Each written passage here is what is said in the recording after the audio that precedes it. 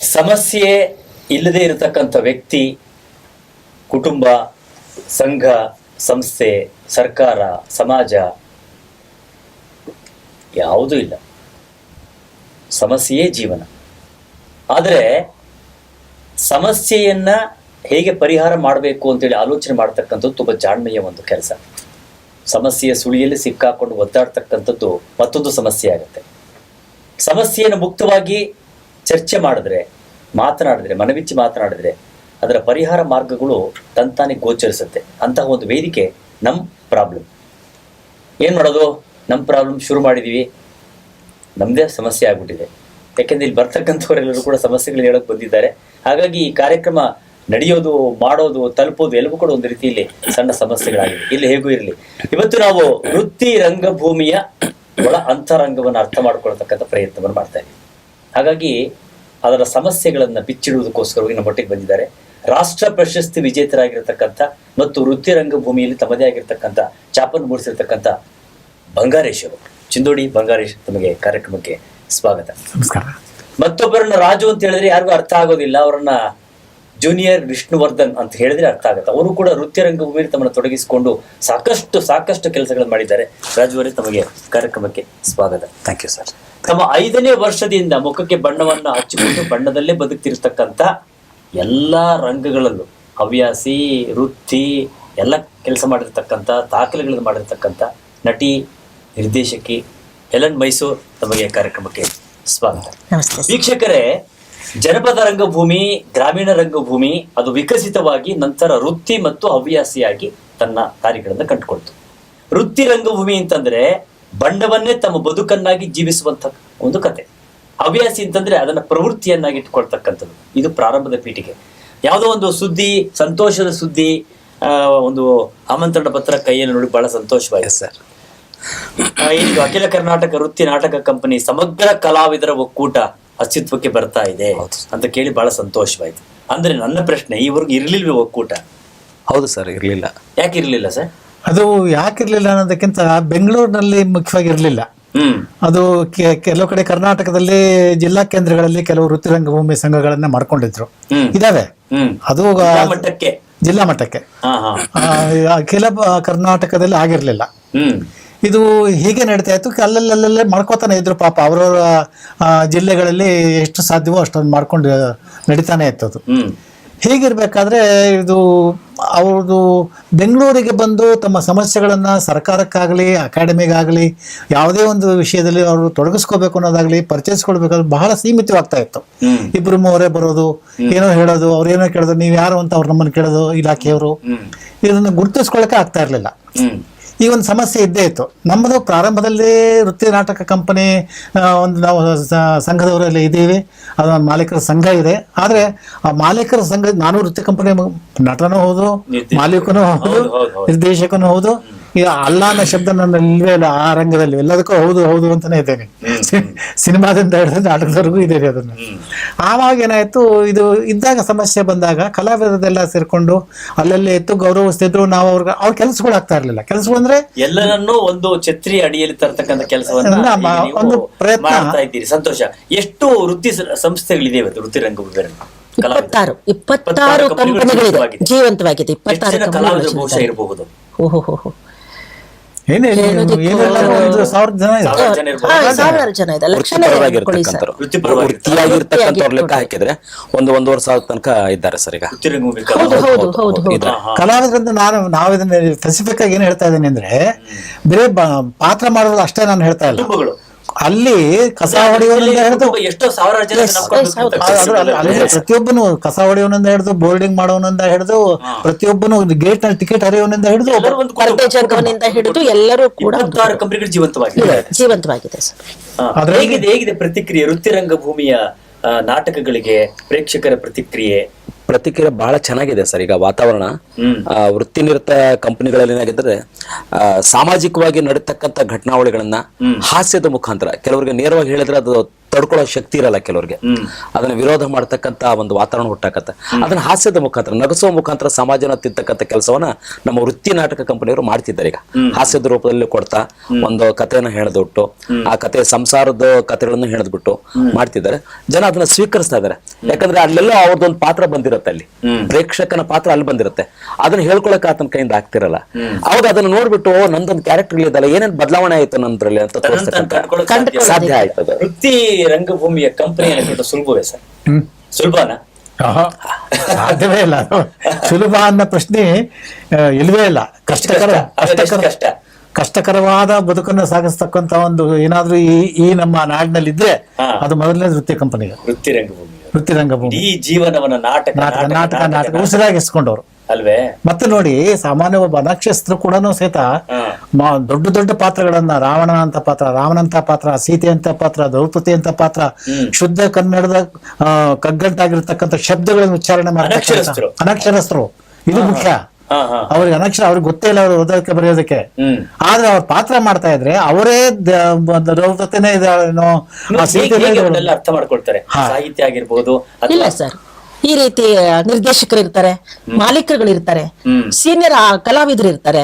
ಅವರೆಲ್ಲ ನಮಗೆ ಅಕ್ಷರ ಪದಗಳ ಅರ್ಥಗಳನ್ನ ಹೇಳ್ತಾ ಇರ್ತಾರೆ. ವೃತ್ತಿ ರಂಗಭೂಮಿ ಕೇವಲ ಬರೀ ನಾಟಕ ಹೇಳ್ಕೊಡೋದಲ್ಲ, ಅಕ್ಷರ ಜ್ಞಾನ ಹೇಳ್ಕೊಡುತ್ತೆ. ನೀವು ಅನೇಕ ಸರಿ ಹೇಳ್ತಾ ಇದ್ರಿ ವೃತ್ತಿ ರಂಗಭೂಮಿ ಏನೆಲ್ಲ ಕೆಲಸಗಳು ನಡೆಯುತ್ತೆ ಅಲ್ಲಿ ಅಂತ. ಬರೀ ನಾಟಕ ಹೇಳ್ಕೊಡೋದು, ಬಣ್ಣ ಹಾಕೊಳ್ಳೋದು ಅಷ್ಟೇ ಏನೇನ್ ನಡೆಯುತ್ತೆ. ಸ್ಟೇಜ್ ಕಟ್ಟೋದನ್ನ ಹೇಳ್ಕೊಡ್ತಾರೆ ಸರ್. ಒಂದು ಸಣ್ಣ ಮಗುವಿಂದ ಕೂಡ ಇದು ನಮಗೆ ಒಂದು ವರ್ಕ್ಶಾಪ್ ಅಂತಾರಲ್ಲ ಸರ್, ಆ ರೀತಿ ನಮಗೆ ತರಬೇತಿ ನಡೀತಾ ಇರುತ್ತೆ. ಈ ಹವ್ಯಾಸಗಳಲ್ಲಿ ವರ್ಕ್ಶಾಪ್ ಅಂತ ಮಾಡಿದ್ದಾರೆ, ಯೂನಿವರ್ಸಿಟಿ ಇದೆ, ಎಲ್ಲ ಇದೆ. ಆದ್ರೆ ನಮ್ಮಲ್ಲಿ ಒಂದು ಅಲ್ಲಿ ಬೊಂಬ್ ಕಟ್ಟಬೇಕಂತ ಹೋಗ್ಲೇ ಅಲ್ಲಿ ಟೇಕಸ್ ಮಳಿ ತಗೊಂಡು ಬಾ, ಇವ್ರೆ ಹೋಗ್ಲೇ ಸುತ್ತಿಗೆ ತಗೊಂಡು ಬಾ, ಅದನ್ನ ತಗೊಂಡು ಅಲ್ಲಿ ಹೊಡಿಯಲ್ಲಿ ಸುತ್ತಿಗಿರ ಅಂತ. ಸಣ್ಣ ಮಕ್ಕಳಲ್ಲೇ ಒಂದು ಬೊಂಬನ್ನ ಹೇಗಿಟ್ರೆ ಅದು ಹೇಗ್ ನಿಂತ್ಕೊಳ್ಳುತ್ತೆ, ಒಳಗೆ ಎಷ್ಟು ತಗ್ಗು ತೋಡ್ಬೇಕು ನಾವು. ಮುಂದೇನು ಈ ವಿಶೇಷಗಳನ್ನೆಲ್ಲ ನೋಡ್ಬೇಕು ಅಂದ್ರೆ ನಿಜವಾಗೂ ರಂಗಭೂಮಿ ಆಸಕ್ತಿ ಇರೋ ರಂಗಭೂಮಿ ಅಭ್ಯಾಸ ಮಾಡ್ಬೇಕು ಅಂತ ಇದ್ರೆ ವೃತ್ತಿ ರಂಗಭೂಮಿಯ ಜೀವಂತ ಕಲೆ ಹೇಗೆ ಅಂತ ನೋಡ್ಬೇಕು ಅಂದ್ರೆ ಜಾತ್ರೆ ಕ್ಯಾಂಪ್ಗಳಲ್ಲಿ ನಾವು ಥಿಯೇಟರ್ ಕಟ್ಬೇಕಾದ್ರೆ ಬರ್ಬೇಕು. ಅವರು ಥಿಯೇಟರ್ ಕಟ್ಟೋದೇ ಅಲ್ಲಿ ಬರ್ಬೇಕು. ಮಾಲೀಕರು ರಾತ್ರಿ ರಾಜನ್ ಪಾತ್ರ ಮಾಡ್ತಾ ಇದ್ರೆ ಬೆಳಿಗ್ಗೆ ಲುಂಗಿ ಕಟ್ಕೊಂಡು ಕುರ್ಚಿ ಹಾಕ್ತಾ ಇರ್ತಾರ ಅವ್ರು. ನನಗೆ ಸ್ವಲ್ಪ ವಿವರವಾಗಿ ಹೇಳಿ. ಥಿಯೇಟರ್ ಕಟ್ಟೋದು ಅಂದ್ರೆ ಅದಕ್ಕೆ ಮುಂಚಿದಾಗ ಏನ್ ನಡೆಯುತ್ತೆ? ಎಲ್ಲಿ ಥಿಯೇಟರ್ ಕಟ್ಟಬೇಕು, ಎಲ್ಲಿ ಕ್ಯಾಂಪ್ ಮಾಡ್ಬೇಕು, ಆ ಸ್ಥಳ, ಅದ್ರ ಪರ್ಮಿಷನ್ ಅಲ್ಲಿಂದ ಸ್ಟಾರ್ಟ್ ಆಗುತ್ತಲ್ವಾ ಕೆಲಸ? ಅಂದ್ರೆ ನಾವು ಇವು ಒಂದು ಊರಿಗೆ ಅಂತ ಹೋದ್ಮೇಲೆ ಅಲ್ಲೊಂದು ಜಾಗ ನೋಡ್ತೇವೆ. ಆ ಜಾಗದ ಮಾಲೀಕರ ಹತ್ರ ಹೋಗಿ ನಾವು ಅವ್ರ ಹತ್ರ ಪರ್ಮಿಷನ್ ತಗೋತೇವೆ. ಆ ಜಾಗದ ಮಾಲೀಕರು ಜಾಗ ಎಂತದ್ ನೋಡ್ತೀವಿ ಅಂದ್ರೆ ಊರಿಗೆ ಹತ್ರವಾಗಿರ್ಬೇಕು, ಬಸ್ ಸ್ಟ್ಯಾಂಡ್ ಹತ್ರವಾಗಿರ್ಬೇಕು, ಬರು ಹೋಗೋರಿಗೆ ಅನಾನುಕೂಲವಾಗಿರಬಾರ್ದು, ಆ ರೀತಿ ಜಾಗ ನೋಡ್ತೀವಿ. ಅದು ನಮಗೆ ಸಾಮಾನ್ಯವಾಗಿ ಸೈಜ್ ಬೇಕಾಗಿರೋದು 100 ಅಡಿ ಆಗಲ್ಲ, 150 ಅಡಿ ಉದ್ದ. ನಮ್ಮ ಸ್ಟೇಜ್ ಬರೋದು 50 ಅಡಿ, 120 ಅಡಿ, 110 ಅಡಿ ಥಿಯೇಟರ್. ಇಷ್ಟು ನಾವು ಸ್ಟೇಜ್ ಹಾಕೋದು. ನಾವು ಬಂಬುಗಳ, ಸಾರ್ವೆ ಮರ, ಟೀಕ್ ಮರ, ತಗಡುಗಳು, ಬಟ್ಟೆ ಇವನ್ನೆಲ್ಲ ತಗೊಂಡು ಥಿಯೇಟರ್ ಹಾಕ್ತೇವೆ. ಥಿಯೇಟರ್ ಹಾಕೋದ್ರೆ ಅದ್ರೊಂದು ವಿಶೇಷ ಏನಿದೆ ಗೊತ್ತಾ? ಇಡೀ ಸುತ್ತ ನಾವೊಂದು 70-80 ಕಿಲೋಮೀಟರ್ ಅಲ್ಲಿ ನಾಟಕ ಕಂಪನಿ ಬರ್ತಾ ಇದೆ ಅಂತ ಹೇಳಿ ಗೊತ್ತಾಕೋದ್ರೆ ಥಿಯೇಟರ್ ಹಾಕೋದು. ಕೆಲಸ ಶುರು ಮಾಡ್ತಾರೆ, ಕುರ್ಚಿ ಗುಂಡಿ ತೆಗಿತಾರೆ, ತೆಗಿತಾರೆ. ಅವ್ರು ಏನಂದ್ರೆ ನಾಟಕ ಕಂಪನಿ ಬರ್ತೈತೆ, ನಾಟಕ ಕಂಪನಿ ಬರುತ್ತೆ. ಪಬ್ಲಿಸಿಟಿ ಜನ ಓಡಾಡ್ತಾ ಇರ್ತಾರಲ್ಲ, ಏನೋ ನಡೀತಾ ಇದೆ, ಇಲ್ಲಿ ಏನೋ ಆಗ್ತಾ ಇದೆ ಬಂದಿರ್ತಾರೆ. ನಿಂತ್ಕೊಂಡು ಶೀಟ್ ಹೊಡಿತಾ ಇರ್ತಾರೆ, ಬಟ್ಟೆ ಕಟ್ತಾ ಇರ್ತಾರೆ, ನಾಟಕ ಕಂಪನಿ ಬರುತ್ತೆ. ಯಾವ ಕಂಪನಿ ಬರುತ್ತೆ? ಯಾವುದೋ ಒಂದು ಪ್ರಸಿದ್ಧವಾದ ಕಂಪನಿ ಉತ್ತರ ಕರ್ನಾಟಕದಲ್ಲಿ. ಥಿಯೇಟರ್ ಕಟ್ಟೋರ್ಗೆ ಕೆಲವ್ರು ಏನ್ ಮಾಡ್ತಿರ್ತಾರೆ ಸರ್? ಕೆಲವ್ರಿಗೆ ರಜಾ ಕೊಟ್ಟಿರ್ತಾರಲ್ಲ, ನೆಕ್ಸ್ಟ್ ಕ್ಯಾಂಪ್ ಅವ್ರವ್ರ ಮನೆಗಳಿಗೆ ಹೋಗಿರ್ತಾರೆ. ಕೆಲವ್ರು ಮನೆ ಮಾಡಿ ಬಿಟ್ಟು ಬಂದು ಇಲ್ಲಿ ದೊಡ್ಡ ಒಂದು ಸ್ಥಳಾಂತರ ಎಷ್ಟು ಸಮಯ ತಗೊಳುತ್ತೆ? 15 ದಿವಸ, 10 ದಿವಸ. ಅವ್ರ ಜಾತ್ರೆಗಳಲ್ಲಿ ಹಾಗಲ್ಲ. ಇವತ್ತು ನಾಟಕ ಕ್ಲೋಸ್ ಆದ್ರೆ ನೆಕ್ಸ್ಟ್ 4 ದಿವಸ ಅಲ್ಲಿ ಆಡ್ತೀವಿ. ಅಂದ್ರೆ 2 ಥಿಯೇಟರ್ ಇರ್ತಾವ, ಸರಿ, 2 ಸೆಟ್ ಇರುತ್ತೆ. ನಾವಿದನ್ನ ಇಲ್ಲಿ ಬಿಟ್ವಿ ಅಂದ್ರೆ ನಾವು ಈಗ ನಾವು ಬನಶಂಕರಿ ಮಾಡ್ತಾ ಇದೀವಿ, ಮೈಲಾರದಲ್ಲಿ ಒಂದು ಥಿಯೇಟರ್ ಹಾಕಿರ್ತೇವೆ. ಆಗ್ಲೇ ಗ್ಯಾಪ್ ಕೊಡಲ್ಲ. ಅಂದ್ರೆ ಒಳಗಡೆ ಸಾಮಾನ್ಯ ಮಾತ್ರ ತಗೊಂಡ್ ಹೋಗಿರ್ತೇವೆ ಅಲ್ಲಿಗೆ. ಸ್ಟ್ರಕ್ಚರ್ ರೆಡಿ ಆಗಿರುತ್ತೆ. ಅಲ್ಲಿಂದ ಮೈಲಾರ ಮಾಡ್ತೀವಿ, ಕೊಟ್ಟೂರು ಮಾಡ್ತೀವಿ, ಶಿರ್ಸಿ ಮಾಡ್ತೇವೆ. ಈಗ ಜಾತ್ರೆಗಳಿಗೆ ಹೋಗ್ಬೇಕಾದ್ರೆ ಗ್ಯಾಪ್ ಇಲ್ಲ. ಬೇರೆ ಕ್ಯಾಂಪ್ಗಳು ಮಾಡ್ಬೇಕಾದ್ರೆ ನಾವು ಕಲಾವಿದರಿಗೂ ಒಂದು ನಾಟಕಗಳು, ಅದೇ ನಾಟಕಗಳ ಬೇರೆ ಬೇರೆ ನಾಟಕಗಳು, ಹೊಸ ನಾಟಕಗಳು. ಜಾತ್ರೆಗಳಿಗೆ ಹೋಗ್ಬೇಕಂದ್ರೆ ಹೊಸ ನಾಟಕ ಸಿದ್ಧ ಮಾಡ್ಕೊಂಡು ಹೇಗೆ ತಗೊಳ್ತೀರಾ? ಅಂದ್ರೆ ಯಾವ ನಾಟಕವನ್ನ ಕೊಟ್ರೆ ಜನ ತಗೊಳ್ತಾರೆ, ಅದು ಹೇಗೆ ಆಗುತ್ತೆ? ಮತ್ತು ಎಂತೆಂತ ನಾಟಕಗಳು ನೀವು ಕೊಡ್ತಕ್ಕಂಥ ಟೈಟ್ಲ್ ಡಿಫ್ರೆಂಟ್ ಆಗಿರುತ್ತೆ. ಆ ಟೈಟ್ಲ್ಗಳು ವೃತ್ತಿ ರಂಗಭೂಮಿಯ ನಾಟಕದ ಟೈಟ್ಲ್ಗಳು ಒಂದೆರಡು ಟೈಟ್ಲ್ಗಳು ಹೇಳಿ. ಜಾತ್ರೆಗಳಿಗಾಗೇ ಟೈಟ್ಲ್ಗಳು ಬೇರೆ ಅಕ್ಕ ಅಂಗಾರ ತಂಗಿ ಬಂಗಾರ ಅಂತ ಮಾಡಿರ್ತಾರೆ. ಅಕ್ಕ ಅಂಗಾರ ತಂಗಿ ಬಂಗಾರ ಎಂತ ಆತರ ಗಡಿಗೆ ಜಾಕಿ ತಂಗಿ. ಸೊ ಈ ತರದೆಲ್ಲ ಕೆಲವೊಂದು ವಿಶೇಷ ಜನಗಳಿಗೆ ಅಟ್ರಾಕ್ಟ್ ಆಗ್ತಕ್ಕಂತ ಮತ್ತೆ ಆ ಹೆಸರಿಗೆ ತಕ್ಕಂತೆ ಕಥೆನೂ ಇರ್ಬೇಕಲ್ಲಿ. ನಾವೇನೋ ಒಂದು ಹಾಸ್ಯ ಪ್ರಜ್ಞೆಯಲ್ಲಿ ಕೊಡ್ತೀವಿ ಅಂದ್ರು ಕೂಡ ಆ ಕಥೆಗೆ ಪೂರಕವಾಗಿರ್ತಕ್ಕಂಥ ಹೆಸರನ್ನ ಹುಡುಕ್ತಾರೆ. ಇದನ್ನೆಲ್ಲ ಬರೆಯೋರು ಯಾರು? ಅದಲ್ಲ ಅದನ್ನ ರೈಟ್ರು ಒಂದು ಕೆಲಸ ಆಗತ್ತೆ. ಇಲ್ಲ ಸಾಕಷ್ಟು ಕವಿಗಳಿದ್ರು, ಈಗ ಸ್ವಲ್ಪ ಕಡಿಮೆ ಆಗಿದ್ದಾರೆ. ಈಗ ನಮ್ಮದೇ ಒಂದು ನಾಟಕ ತಗೊಂಡ್ರೆ ದುಡುಕಿ ಹೋದ ಮಗ ಹುಡುಕೆ ಬಂದ ಸೊಸೆ, ನಿಮ್ಗೆ ಕತೆ ಅದೆಲ್ಲ ಕಥೆ ಹೇಳ್ಬಿಡ್ತಲ್ಲ, ಕತೆ ಹೇಳ್ಬಿಡ್ತೇವೆ ನಾವು. ಕತೆ ಹೇಳ್ಬಿಡ್ತಾರೆ. ಬ್ಯೂಟಿಫುಲ್. ನಾದೇ ಅವ್ರದ್ದು ಅಲ್ಲಲ್ಲ ದುಡುಕಿ ಹೋದ ಮಗ ಅಲ್ಲ, ಒಂದಲ್ಲ ಅದಲ್ಲ, ಯಾರಿ ಒಳಗಂಡ, ಯಾರಿ ಒಳಗಂಡ, ದುಡುಕಿ ಹೋದ ಮಗ ಹುಡುಕೆ ಬಂದ ಸೊಸೆ. ಇದು ಟೈಟ್ಲ್ ಹೇಗಾಯ್ತು ಅಂದ್ರೆ, ಆ ನಾಟಕ ಬರ್ಕೊಂಡ್ ಬಂದಿರ್ತಕ್ಕಂಥ ಒಬ್ಬ ಸಾಮಾನ್ಯ ವ್ಯಕ್ತಿ ಅವರು ನಮ್ಮ ದಾವಣಗೆರೆ ಹತ್ರ ಇರ್ತಾರೆ, ಚಿರಡೋಣೆ ಅಂತೇಳಿ, ಆತ ಬರ್ಕೊಂಬಂದ. ಆತ ಬರ್ಕೊಂಬಂದ ನಾಟಕದ ಹೆಸರೇನು, ಬೆಳಕು ತಂದ ಭಾಸ್ಕರ ಅಂತ ಬರ್ಕೊಂಬಂದಿದ್ದ. ಬೆಳಕು ತಂದ ಭಾಸ್ಕರ ಏನ್ ಪ್ರಾಸಬದ್ಧವಾಗಿ ಪ್ರಾಥಮಿಕ ತಗೊಂಬಂದು ಕತೆ ಓದಿದ್ವಿ ನಾವು. ನಾನು ಓದಿದೆ, ಕತೆ ಎಲ್ಲ ಚೆನ್ನಾಗಿತ್ತು, ಪ್ರಾಕ್ಟೀಸ್ ಹಚ್ಚೋಣ ಅಂದ್ವಿ. ಹಚ್ಚುತ್ತಾ ನಾವು ನೋಡ್ತಾ ಪ್ರಾಕ್ಟೀಸ್ ಹಚ್ಚೋಣ, ಕಟ್ಟೋಣ. ರಂಗಭೂಮಿಯ ಹೊಸ ದೊಡ್ಡ ವಿಶ್ವವಿದ್ಯಾನಿಲಯ ಎಡಿಗೆ ಬಾಳಪ್ಪ ಅವ್ರು ಹೇಳೋರು, ಕರ್ನಾಟಕದಲ್ಲೆಲ್ಲ ವಿಶ್ವದಲ್ಲೇ ಆಗ್ಲಿ ನಿಜವಾದ ರಂಗಭೂಮಿ, ನಿಜವಾದ ವಿಶ್ವ ಅಂದ್ರೆ ರಂಗಭೂಮಿ ಅಂತೇಳಿ ಎಲ್ಲಾ ಭಾಷೆಯಲ್ಲೂ ಬಂತು. ನಮ್ ಕನ್ನಡದ ಅಷ್ಟೇ ಅಂತ ಹೇಳ್ತಾ ಇಲ್ಲ, ಇದು ನಮ್ಮ ಬದುಕು ಅಷ್ಟೇ. ನಾವ್ ಇದನ್ನ ಬಿಟ್ಟು ಬೇರೆ ದಾರಿ ಇಲ್ಲ. ನಾವೆರಡನ್ನೇ ನಂಬ್ಕೊಂಡಿರೋದು ನಮ್ಮ ವೃತ್ತಿ ಕಂಪನಿಯಲ್ಲಿ. ಏನು, ಪ್ರೇಕ್ಷಕ ನಮಗೆ ದುಡ್ಡು ಕೊಡ್ಬೇಕು, ನಾವು ಊಟ ಮಾಡ್ಬೇಕು, ನಾವು ಅವರಿಗೆ ರಸದೌತಣ ನೀಡಬೇಕು. ಇಷ್ಟೇ ನಮ್ ಕೆಲಸ, ಇಷ್ಟೇ ನಮ್ಮ ಸಿದ್ಧಾಂತ. ಒಂದು ಕಿಂಡಿಯಲ್ಲಿ ದುಡ್ಡು ಬರುತ್ತೆ, 100 ಕಿಂಡಿಯಲ್ಲಿ ಹೋಗುತ್ತೆ. ಇದ್ರ ಅರ್ಥ ಏನ್ ಗೊತ್ತಾ?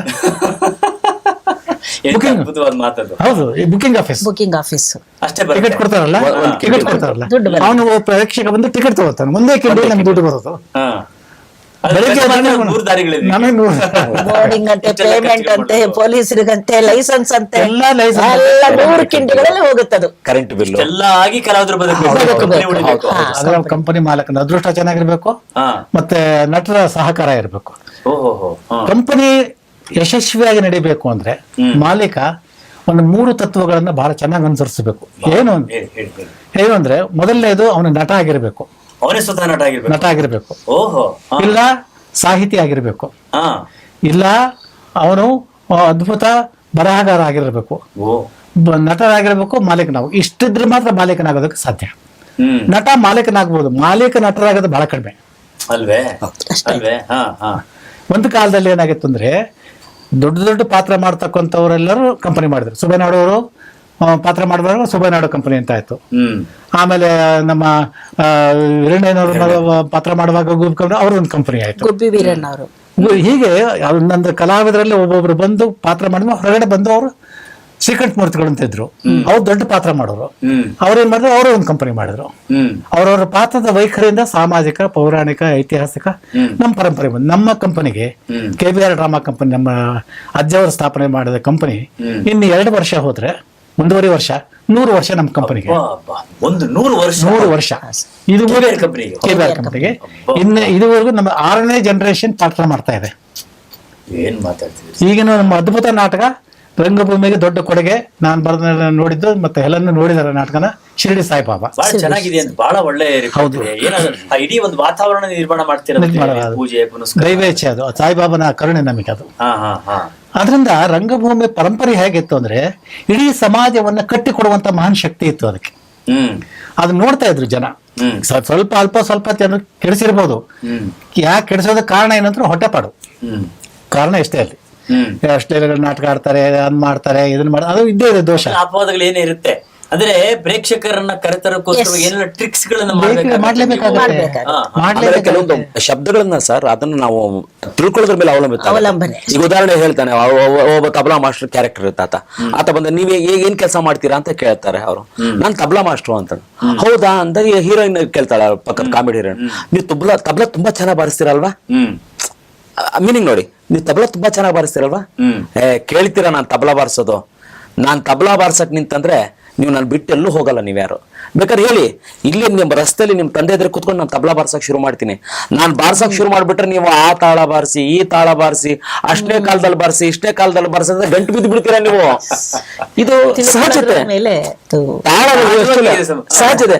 ನೀವು ಅದನ್ನ ಸಡನ್ ತಿಳ್ಕೊಳ್ಳೋರು ಏನ್ ಮಾಡ್ತಾರೆ, ಅವ್ರಿಗೆ ಆ ಸಾಹಿತ್ಯ ಜ್ಞಾನ ಅದ್ರ ಡಬಲ್ ಮೀನಿಂಗ್ ಅಂತ ಅಂದ್ಬಿಡ್ತಾರೆ ಅದನ್ನ. ಹಾ ಹಾ ಹಾ ತುಂಬಾ ಸುಲಭ ಇದೆ ಇದು. ಅಶ್ಲೀಲ ಅನ್ನೋ ಒಂದು ಪದ ಈಗ ನಾನು ಕೇಳೋದು ಮಾಲೀಕರ ನೀವು ಹೇಳೋದು ಉತ್ತರ ಕೊಡ್ಬೇಕು. ಪ್ರೇಕ್ಷಕರ ಮನಸ್ಸನ್ನ ಹೇಗೆ ಅರ್ಥ ಮಾಡ್ಕೊಳ್ತೀರಿ? ಯಾವ ನಾಟಕ ಕೊಡ್ಬೇಕು, ಹೇಗ್ ಕೊಡ್ಬೇಕು?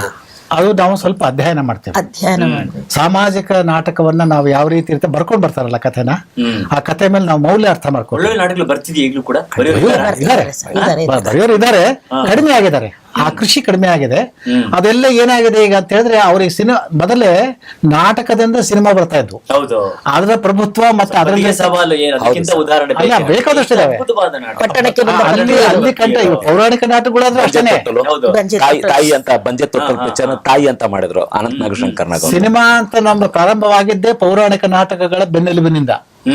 ಮೂಕಿ ಸಿನಿಮಾ ಆಗಿರ್ಬೋದು, ಟಾಕೆ ಸಿನಿಮಾ ಆಗಿರ್ಬೋದು, ರಾಜಾ ವಿಕ್ರಮದಿಂದ ಪ್ರಾರಂಭ ಆಯಿತು. ಆ ಸತಿ ಸುಲೋಚನದಿಂದ ಪ್ರಾರಂಭ ಆಗಿದ್ದೆ ಪೌರಾಣಿಕ ಇತಿಹಾಸ.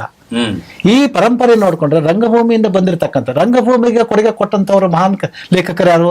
ನಲ್ವಡಿ ಶ್ರೀಕಂಠ ಶಾಸ್ತ್ರಿಗಳು ಆ ಕಡೆಗೆ, ಈ ಕಡೆಗೆ ಪುಟ್ಟಸ್ವಾಮಿನವರು, ಹೀಗೆ ಹಲವಾರು ಜನ ನಾಟಕಕಾರರು, ಬೀಚಿಯವರು, ಹೀಗೆ ದೊಡ್ಡ ದೊಡ್ಡ ಸಾಹಿತಿಗಳು ನಮ್ಮ ರಂಗಭೂಮಿ ಕಟ್ಕೊಟ್ರು. ಅವಾಗ 14 ನಟರು ಇದ್ರು.